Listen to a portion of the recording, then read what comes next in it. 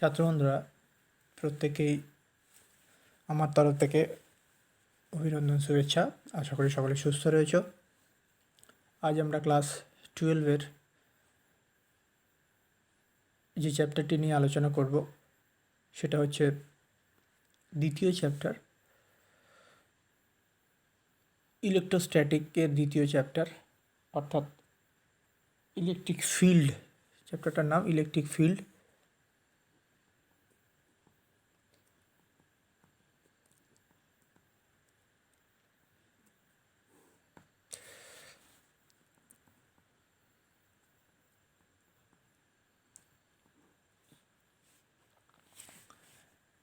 প্রথমে যে চ্যাপ্টারটি আছে সেটি তোমরা পড়ে নেবে। তোমাদের অনেকটাই জানা, আশা করছি সবটাই বুঝতে পারবে। যেটুকু না পারবে আমাকে, যদি বুঝতে অসুবিধা হয় আমাকে জানাবে বা ফোন করবে, আমি সেই মতো তোমাদের উত্তর দেবো। আজকে আমরা ইলেকট্রিক ফিল্ড, অর্থাৎ বাংলায় যেটাকে বলা হয় তড়িৎ ক্ষেত্র, দ্বিতীয় অধ্যায় ক্লাস 12-এর সেই তড়িৎ ক্ষেত্র নিয়ে আলোচনা করব। তড়িৎ ক্ষেত্র চ্যাপ্টারে প্রথমেই যে অংশে আমি চলে যাব সেটা হচ্ছে কুলম্বের সূত্র, তড়িৎ আধান সংক্রান্ত কুলম্বের সূত্র। কুলম্বের সূত্র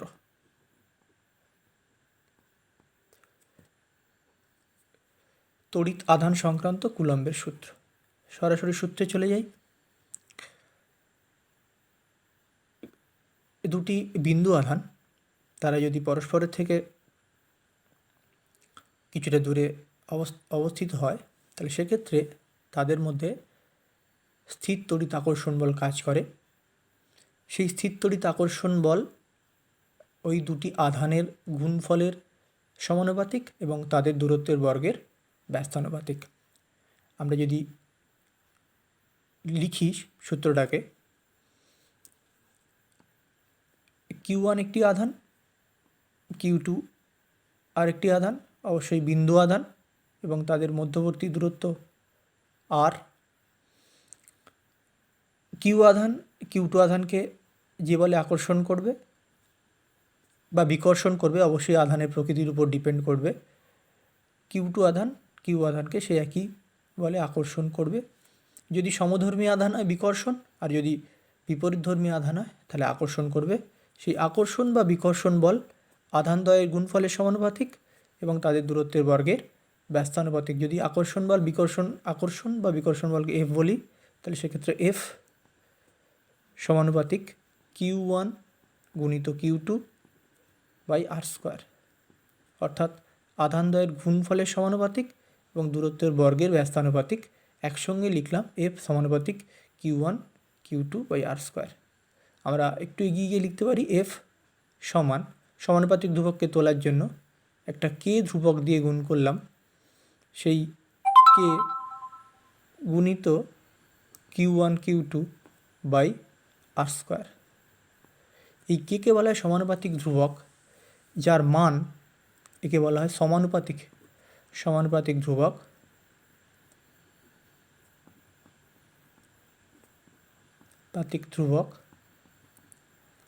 যার মান আধান দুটি যে মাধ্যমে রয়েছে সেই মাধ্যমের প্রকৃতির উপর এবং ব্যবহৃত একক পদ্ধতির উপর নির্ভর করে। আবার বলি, এই কে এর মান আধানদ্বয় যে মাধ্যমের মধ্যে রয়েছে সেই মাধ্যমের প্রকৃতির উপরে এবং যে একক পদ্ধতি ব্যবহার করব সিজিএস বা এসআই, সেই সিজিএস বা এসআই পদ্ধতির উপরে ডিপেন্ড করে। আমরা যদি সিজিএস একক পদ্ধতি নিই এবং বায়ু মাধ্যম হিসেবে ধরি,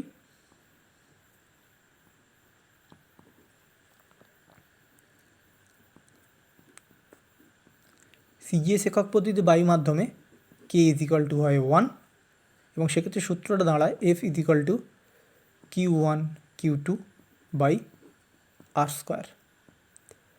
আর যদি এসআই পদ্ধতি নিই, এসআই একক পদ্ধতি বায়ু মাধ্যম, বায়ু বা শূন্য, এক্ষেত্রে বায়ু বা শূন্য মাধ্যমের ক্ষেত্রে এই কে ইজ ইকুয়াল টু, এটা ছোটো হাতের কে, অবশ্যই ছোটো হাতের কে, আমরা পরে আরেকটি কে এর সঙ্গে পরিচিত হব। এই কে এটা হয় 1/4πε0। এটা একটা নতুন ধ্রুবক সংখ্যা কে ইজ ইকুয়াল টু 1/4πε0, এবং এই যেখানে এই ε0কে বলা হয় শূন্য মাধ্যমের তড়িৎভেদ্যতা। মানটা এই ε0-এর মানটা হচ্ছে 8.854 into 10⁻⁻12 coulomb square Newton inverse m²⁻²। এটা কিভাবে পেলাম? এই মানটা অ্যাকচুয়ালি বায়ু মাধ্যমের জন্য নির্দিষ্ট। এককটা কিভাবে পেলাম না, আমরা যদি F is equal to 1/4πε0 Q1 Q2 by r² বসাই, তাহলে এখান থেকে আসে ε0 সমান 1/4π Q1 Q2 by F into r²। এককটা দেখো, Q1 Q2 একক হচ্ছে এসআই পদ্ধতিতে কুলম, সি দিয়ে লিখে যেটাকে। এফটাকে বলা হয় নিউটন, যেটা ওপরে ইনভার্স হিসেবে উঠেছে, আর এটা r², এই r²টা অ্যাকচুয়ালি m²⁻², এই হিসেবে এই মানটা। এবং বায়ু মাধ্যমের ক্ষেত্রে ε0 ইজ ইকুয়াল টু 8.854 ইন্টু 10⁻12। আমরা যদি একটু মানটা বসিয়ে দিই, তাহলে যেটা দাঁড়ায় সেটা হচ্ছে 1/4π into 8.854 into 10⁻12 into Q1 Q2 by r²। এইটা সমান হয় 9 ইন্টু, অর্থাৎ 1কে এই সংখ্যাটা দিয়ে ভাগ করলে, এই সংখ্যাটা দিয়ে যদি ভাগ করি, 9 into 10⁻9 into Q1 Q2 by r²।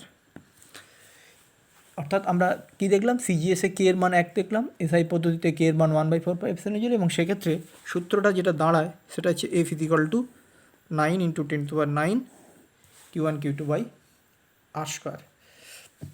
আমরা সূত্রটাকে একটু অন্যভাবে লিখতে পারি। সূত্রটাকে আমরা একটু অন্যভাবে লিখব, সেটা হচ্ছে F is equal to 1/4π epsilon, দেখো এই জায়গাটা লক্ষ্য করে, এপসাইলেন 0 কিন্তু নয়, Q1 Q2 বাই r²।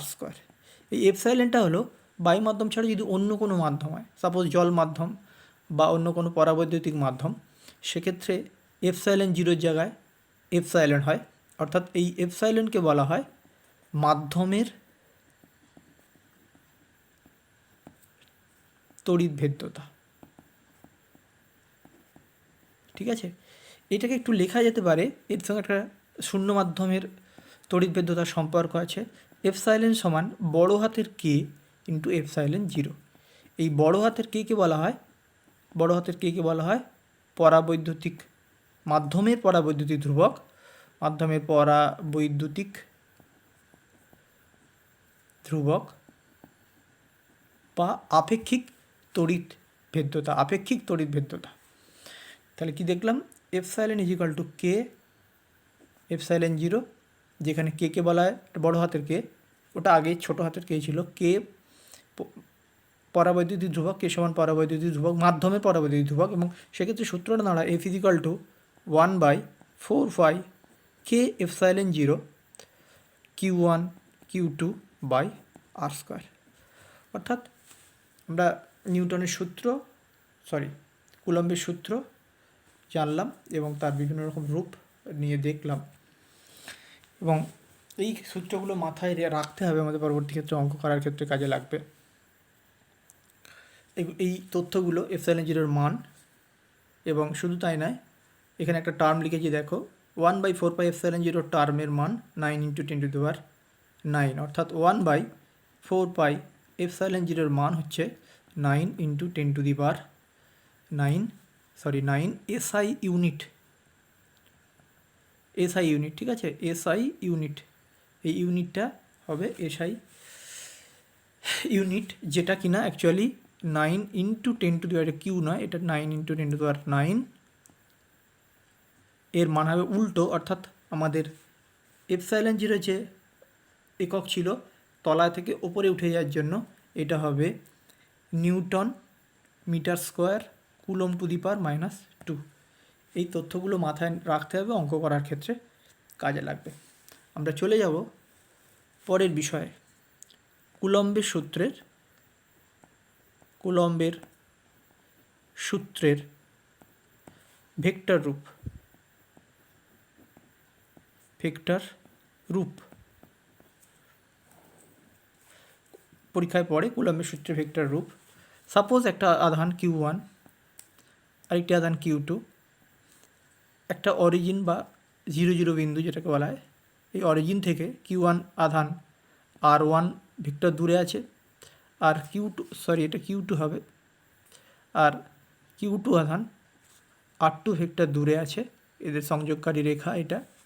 এখন Q2 আধানকে যদি Q1 আধান, আবার বলি Q2 আধানকে Q1 আধান যে বল প্রয়োগ করছে সেটা যদি F12 হয়, এবং এই সংযোগকারী যে রেখা অর্থাৎ Q1 Q2 সংযোগকারী রেখা, এটাকে যদি ভেক্টর দিয়ে লিখি তাহলে ভেক্টরটা হয় R21। আমরা ভেক্টরের স্থানাঙ্ক জ্যামিতির ক্ষেত্রে এই বিষয়গুলো মাথায় রেখেছি, বা আমরা যদি সেই বিষয়টা মাথায় আনি তাহলে আবার বলি Q1 Q2 একটা অরিজিন 0 বিন্দু, যেখান থেকে Q1 এর অবস্থান R ভেক্টর দূরে, R1 ভেক্টর দূরে, Q2 এর R2 ভেক্টর দূরে। এই সংযোগকারী যে রেখাটা, সেই রেখাটাকে আমি ভেক্টর R21 দিয়ে প্রকাশ করছি, এবং যে বল অর্থাৎ Q1 Q2 উপর যে বল দিচ্ছে সেটা F12। তাহলে সেটাকে আমরা লিখব F12 is equal two 1/4 epsilon zero. অবশ্যই এসআই পদ্ধতিতে যদি লিখি তাহলে Q1 Q2 বাই আর কি লিখব 21 স্কোয়ার, ঠিক আছে, R21 ক্যাফ ভেক্টর 12।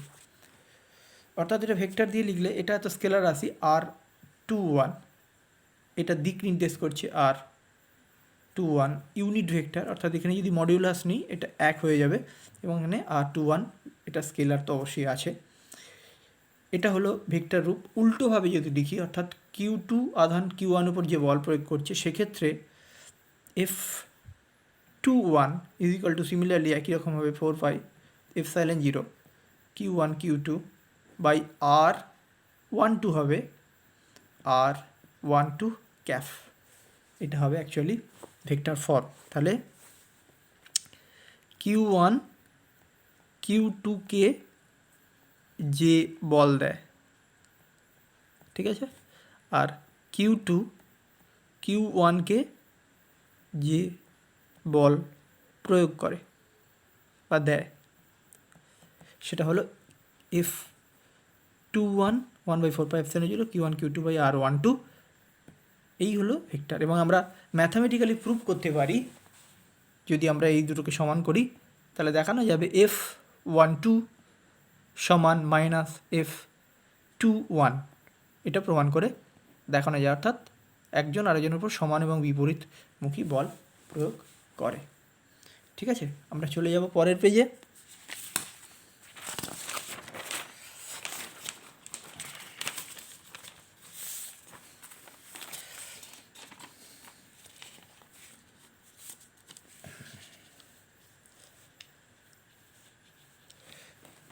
আধানের একক। আচ্ছা, তার আগে বলে রাখি, এই যে আমরা আধান নিয়ে জানলাম, এক্ষেত্রে একটা হোমওয়ার্ক দিয়ে দিলাম। হোমওয়ার্ক সেটা হচ্ছে যে স্থির তড়িৎ বল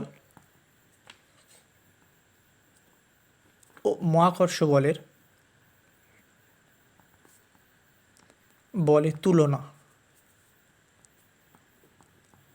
তুলনা করো। এটা তোমরা বাড়িতে দেখবে। স্থির তড়িৎ বল আর মহাকর্ষ বল খুবই সিম্পল, মহাকর্ষ বল একটু দুটো বলে দিই। মহাকর্ষ বল সবসময় আকর্ষণধর্মী হয়, স্থির তড়িৎ বল আকর্ষণ বা বিকর্ষণধর্মী হয় মোটামুটি, ঠিক আছে। এক্ষেত্রে ভরের প্রকৃতির উপর নির্ভর করে, এখানে আধানের প্রকৃতির উপর। যদি মিলের কথা বলা হয়, এক্ষেত্রে দূরত্বের বর্গের ব্যস্তানুপাতিক মহাকর্ষ বল, স্থির তড়িৎ বল দূরত্বের বর্গের ব্যস্তানুপাতিক, এটসেট্রা এটসেট্রা, এইগুলোই, ঠিক আছে। আমরা এবারে পরের যে অংশটায় চলে যাব সেটা হচ্ছে স্থির তড়িৎ আধান একক। স্থির তড়িৎ আধান একক, আধানের একক, ঠিক আছে। আচ্ছা, সিজিএস একক, সিজিএস একক, সেটাকে বলা হয় ইএসইউ আধান। আমরা আসবো সংজ্ঞা ইএসইউ আধান কাকে বলে। এসআই একক, যার আধান একক হচ্ছে কুলম, COULOMB, কুলম। এখন জেনে নেব এক ইএসইউ আধান বলতে কী বুঝবো, কী বুঝি। আচ্ছা, আমরা এই এক ইএসইউ আধান বলতে কী বুঝি বলার আগে আমরা কুলমের সূত্রটা লিখে নিই। F = সিজিএসের ক্ষেত্রে সিজিএস এবং বায়ুমণ্ডল Q1 Q2 বাই R², ঠিক আছে। এই সম্পর্কে যদি আমরা Q1 সমান Q2 সমান 1 ধরি, সিজিএসে যেহেতু বলছি 1 সেন্টিমিটার, এই 1 একক, 1 ইউনিট, 1 একক হিসেবে ধরি, আর সমান 1 সেন্টিমিটার ধরি, তাহলে কি দাঁড়ায়, F সমান 1 দাঁড়ায়। আবার দেখো Q1 Q2 সমান এবং ইউনিট ধরেছি, ধরা হয়ে গেল। যদি R1 1 হয় তাহলে F সমান কী হয়েছে 1। অর্থাৎ সংজ্ঞাটা হচ্ছে এরকম যে যদি এখানে Q1 Q2 হবে, যদি সমপরিমাণ দুটি আধান, অবশ্যই সমপরিমাণ দুটি আধান একে অপরের থেকে বায়ুমণ্ডলে 1 সেন্টিমিটার দূরে অবস্থিত হয় এবং সেই অবস্থায় তাদের মধ্যে যদি এক ডাইন বল কাজ করে, তখন ওই সমান আধান দুয়ের প্রত্যেকটিকে আমরা এক ইএসইউ আধান বলবো। তাহলে দুটো সমপরিমাণ আধান বায়ুমণ্ডলে একে অপরের থেকে যদি 1 সেন্টিমিটার দূরে অবস্থিত হয়, তাহলে সেক্ষেত্রে যদি উভয়ের মধ্যে এক ডাইন বল ক্রিয়া করে, তখন আধান দুটির প্রত্যেকটিকে এক ইএসইউ আধান বলা হবে। আমি লিখছি না, মুখেই বললাম। আবার বলি, দুটো সমপরিমাণ আধান Q1 Q2 সমান, অবশ্যই সেটা সমান কখন, যখন সমান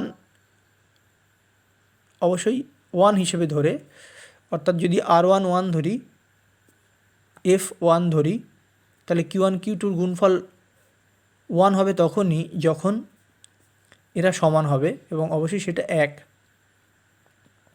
তাহলে সমপরিমাণ দুটো আধান বায়ুমণ্ডলে একে অপরের থেকে যদি 1 সেন্টিমিটার দূরে অবস্থিত হয়, তখন যদি এক ডাইন বল একে অপরের উপর কাজ করে, তখন সেটাকে বলা হবে এক ইএসইউ আধান, ঠিক আছে। পরের এককে চলে যাব, এসআই একক কুলম, 1 কুলম। আমি সূত্রটা লিখে বলি, F = 9 × 10⁹ into Q1 Q2 by R²। যদি R = 1 মিটার হয়, Q1 সমান Q2 যদি ইউনিট হয়, তাহলে F সমান কী দেখতে পাচ্ছি, F সমান 9 × 10⁹ নিউটন, এটা দেখতে পাচ্ছি। Q1 Q2 1 বসিয়ে দিলাম, 1 × 1 মানে 1, আর এর জায়গায় 1 মিটার বসালাম, তাহলে এই জায়গাটা 1 হয়ে গেল। তাহলে F = কী পড়ে রইল, 9 × 10⁹ নিউটন, অবশ্যই নিউটন। সংখ্যাটাকে এভাবে বলছি, দেখো, দুটো সমপরিমাণ আধান বায়ুমণ্ডলে যদি একে অপরের থেকে 1 মিটার দূরে অবস্থান করে এবং সেই অবস্থায় একজন আরেকজনকে যদি 9 × 10⁹ নিউটন বল প্রয়োগ করে, তখন ওই আধান দুটির প্রত্যেকটিকে বলা হবে 1 কুলম। আবার বলি, দুটো সমপরিমাণ আধান বায়ুমণ্ডলে একে অপরের থেকে যদি 1 মিটার দূরে অবস্থিত হয় এবং সেই অবস্থায় একজন আরেকজনকে যদি 9 × 10⁹ নিউটন বল প্রয়োগ করে, তখন আধানদ্বয়ের প্রত্যেকটিকে বলা হবে 1 কুলম্ব। বোঝা গেছে? ঠিক আছে, এখন এই কুলম্ব এবং ইয়েশু আধান এদের মধ্যে একটা সম্পর্ক আছে, আমরা দেখে নেব সেই সম্পর্কটা। 1 কুলম্ব সমান হচ্ছে 3 × 10⁹ ইএসইউ আধান। এটা আমরা পরে প্রমাণ করব। এটা মনে রাখতে হবে, সিজিএসের সঙ্গে এসআই আধানের যে সম্পর্ক, 1 কুলম্ব সমান 1 কুলম্ব সমান 3 × 10⁹ ইএসইউ আধান। এটা আমাদের মনে রাখতে হবে। এটা আমাদের গাণিতিক যে সমস্ত সমস্যাগুলো থাকবে, সেই গাণিতিক সমস্যাগুলোর সলিউশনের জন্য আমাদের এটা মনে রাখতে হবে। আধানের একক সম্বন্ধে বললাম। পরের যে অংশটা আমরা আলোচনা করব সেটা করেই শেষ করব আজকে ছোট্ট ক্লাস। সেটা হচ্ছে মাধ্যমের পরাবৈদ্যুতিক ধ্রুবক। মাধ্যমের পরাবৈদ্যুতিক ধ্রুবক।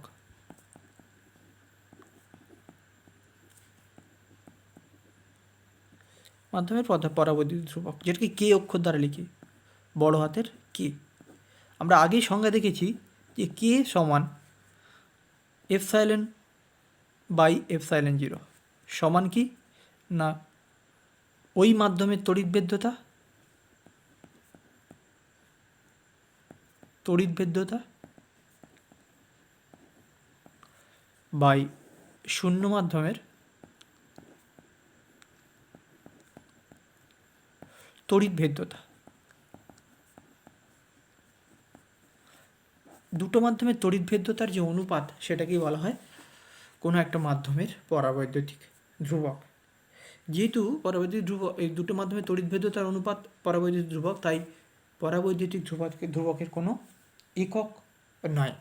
পরাবৈদ্যুতিক ধ্রুবকের কোনো একক নয়। কিন্তু একটা জিনিস মনে রাখতে হবে যে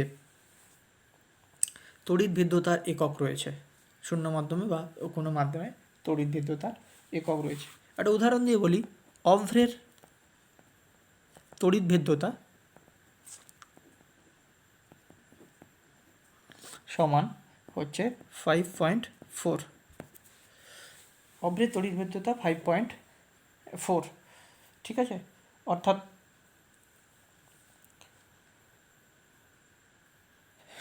ভুল বললাম, অভ্রের পরাবৈদ্যুতিক